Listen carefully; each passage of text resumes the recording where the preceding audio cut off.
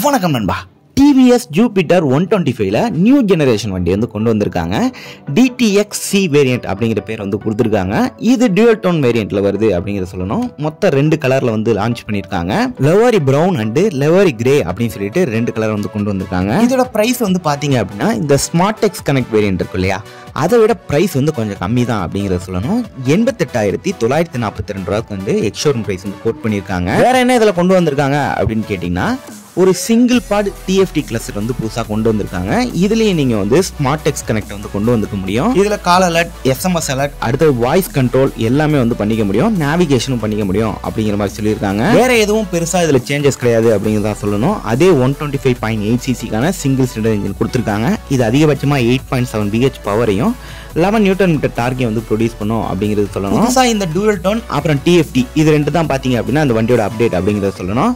அவ்வளோதான் இந்த வீடியோ பிடிச்சா மறக்காம லைக் பண்ணுங்க. இது மாதிரி அடுத்த வீடியோல பார்க்கலாம். See you later.